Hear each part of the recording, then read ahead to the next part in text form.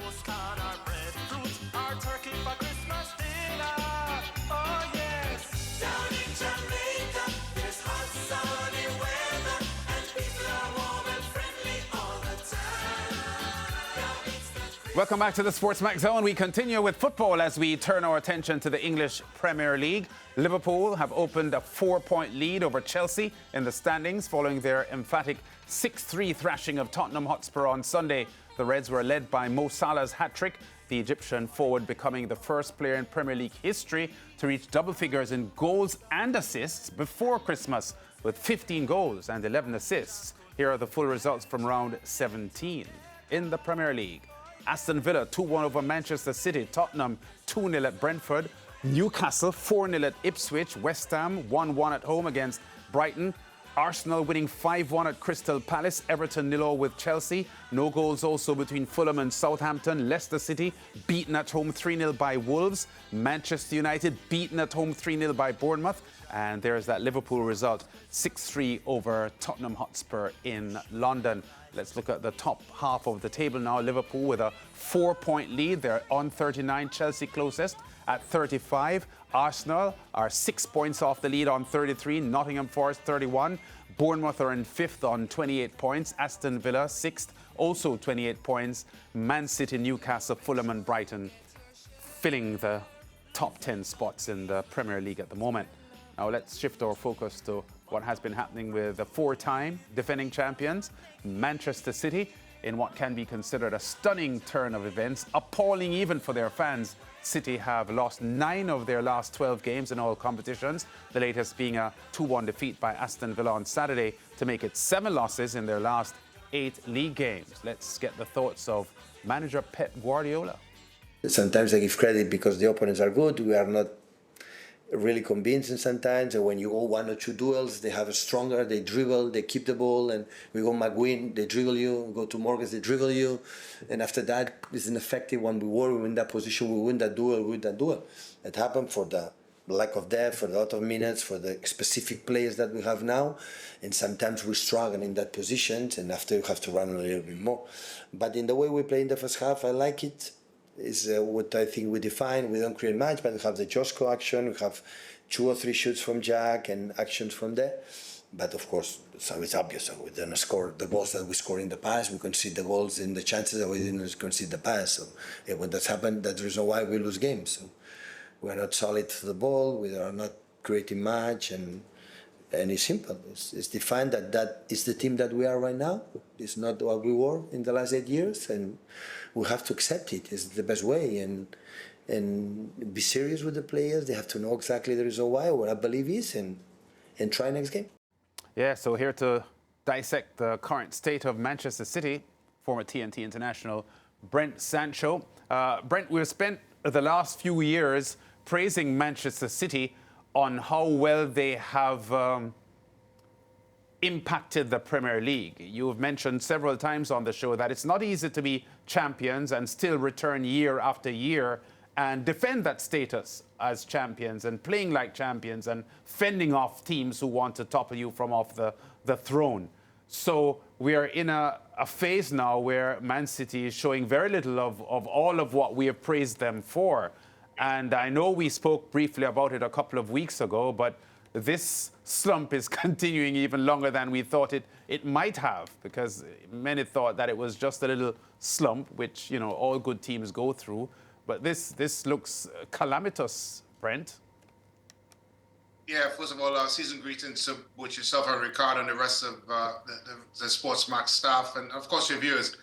Thanks, Brent. We didn't see this coming, but we should have, shouldn't we, really? Because, again, going back to the point you made about the fact that I've raised this many times, that it's so difficult to be consistently good. And we should have seen the fact that the telltale signs of this squad that I do believe that many have passed their sell-by date have still been able to perform. And maybe you saw some of it last year. Certainly this season, it started to become a bit of an issue. And even the manager as well, Pep Guardiola, if you listen to some of his song bites, he's still trying to spin a very positive scenario within the club. But I think it's not that at all. And then the stark reality is that they have a very grave situation at their hands. They have a team that they have not invested greatly in as it relates to players coming in and to help the situation, or at least ready to help that situation there. And of course, players that are now, as I just said, past their sell by date. And I don't mean necessarily age-wise, but I think from winning every year and having that bite within the stomach, within your systems, that you want to be consistently good, that still have that drive to win a Premiership title in and around the club. You start to now question whether or not the appetite is there for some of the players. So I think when you add all of that up, we shouldn't be so surprised as to what's happening. Yeah, and one of the narratives surfacing, or let me say resurfacing, because Pep Guardiola has a lot of detractors. For years, many people have felt that he is not as good a coach as people think he is, because he just relies on beefing up his squad with world-class players and ends up having the best squad to work with. So many have questioned his coaching ability because they think that he has ready-made players, world-class players, and he doesn't build players. And I'm suggesting that whether that is true or not, his detractors are now, highlighting this downside that Man City is going through. No, I can't go down that road at all, Lance. And I would go simply because tactically what he's brought to the sport and his innovative ways of dispatching his teams, you cannot take that away from him. Whether or not you have good players or not, the mere fact that he's getting those good players to play the way that he wants them to play. And I've found systems, he's found ways to beat teams and completely dominate football games. And I remember when he first came into the Premiership and he played with inverted wing backs. That was something that we've never seen before. And I could go on and on and on with some of the different types of approaches that Pep Guardiola. That does not take away from that. And of course, like any other sport, you will always have the detractors. But the point I'm making is that he's still a quality manager. He's still one of the best that have ever managed the game. I think now going into the other side of management, which is man management and knowing when to, because when you talk about Alex Ferguson, for example, he knew when to. He did dispose of players. Of course, my countryman, Dwight York, being one of them, at their prime. And he did have questions around why he's making such a move, because from a man management perspective, Alex Ferguson felt that he needed to make those sorts of changes to stay on top. But this side of the sport, in terms of the man management, is where I think Pep Guardiola will come into question. Tactically, you could never question him. Maybe, of course, now he may have to look at different ways to play, to set his team up and try to win football games. But in terms of what he's done, his body of work has been very, very good and exceptional. And I would say it's one of the best I've seen.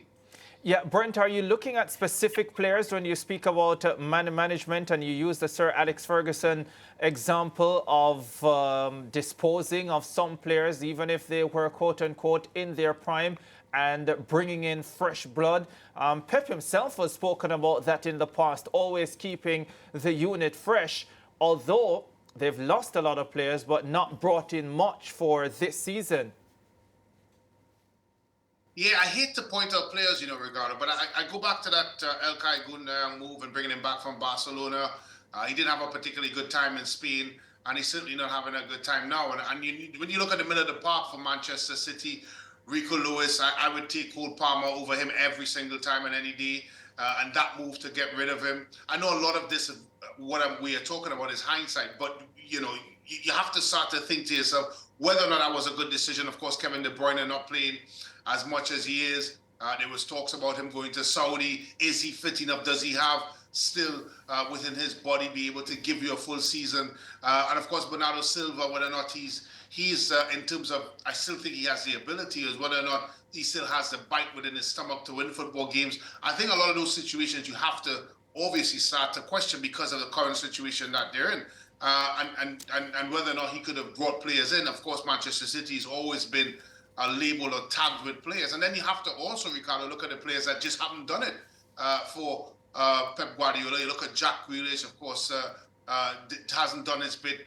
Maybe Doku hasn't been as consistent as you would have expected of him. And if you juxtapose him against Mahrez that was there and has done a fabulous job for them as a winger, and whether or not that situation. So yes, of course, you could question those things, and rightfully so, because you look at the situation it is, and it's really down to the players. that what they're going through, and that's why I think they're struggling. Yeah, and quickly, would Alvarez leaving to Atletico be one of those decisions that you would question as well? No doubt, absolutely no doubt. And I think he brought a different component to the game. I just felt, Ricardo, that maybe sometimes Pep, and that happens. Look, this is part and parcel of sport where a manager has his ego and has his way, it's his way or the highway. And I've looked at the Cole Palmer situation. Of course, you look at Alvarez, as you just mentioned, and what his body of work. I remember Pep talking so highly of him, but you allowed him to leave so easily. And it just seems like any player that chaps on his door and is questioning playing time, he's ready to get rid of him, and maybe could do a little bit better from a man management side. But again, who am I to question the great man Pep Guardiola? But you're right. I think some of those decisions you do have to start to ask questions about, because you would think that some of the names that we've just mentioned would certainly help this Man City squad in the current situation that they're in. Yeah, very much, without a doubt. And, you know, Brent, a couple months ago, I would not even consider, well, nobody would even consider, would even think about asking the question or even suggesting that the question I'm about to ask be put on the table. In fact, I don't even know how to put this question to you, Brent, because of how ridiculous it would have been mere a month or 6 weeks ago. But given what is happening with Manchester City at this stage, both in the Premier League and in the Champions League, how long, and we know that Pep has a lot of points in the bag, but how long can this continue before a serious conversation is had about whether it's time for Pep to move on? Look, in football, there's no such thing as an unsackable manager. That just does not exist. Every manager has the potential of being sacked. But when it comes to Pep Guardiola and the type of currency he has built up at Manchester City, he certainly does have the rest of this season to try to turn things around. That's absolutely no doubt about it. I think really if you continue with this sort of situation going into next season, then of course the questions can be asked. But for me, in terms of it, I do see him getting some points. I don't think they were going to go on the rest of the season not winning a football game. But I think going into the next season, I think that's when the question marks would start to pop up even more. And maybe the conversation about whether or not he's gone past his time at Manchester City, which is part and parcel of the sport, will start to come into play. And I think that is a valuable situation that could possibly happen. But I still do feel, Ricardo, that he will turn it around. I just feel that from an invention part of this sport, he's good enough to do it. I think he needs to move away from his own self and his ego that he has within himself and really answer the questions that are currently being asked of him from a tactical perspective to fix it. And you felt that 4 games ago, right, Brent, that he will turn it around? No, it's not that. It's up to him from an ego perspective. I think he's not changed the way he's playing, and he has to. If he doesn't change the way he plays and he goes on for the rest of the season, I don't think he can last the season. He has to change the way that Manchester City play. And you're right, we would have never had this sort of conversation because Manchester City normally dominate teams. But they have to find ways to win football matches, which means his tactical approach currently is not working. So he has to change it. The question is, when will he change it? Because I think that in itself will have an impact as to the conversation we're having about whether or not he's past his sell-by date. And of course, whether or not he is that manager that everybody talks about is the greatest to ever manage in a game of football. Okay, Brent, we're going to leave it there.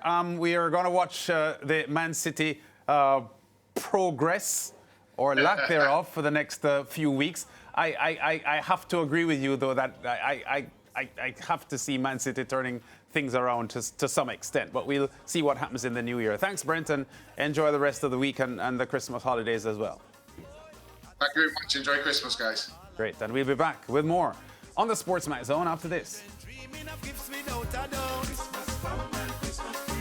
Christmas feeling seeping through jam down. Jamaican Santa with poinsettia all around. Oh, we no have mistletoe, we no have no snow or ice.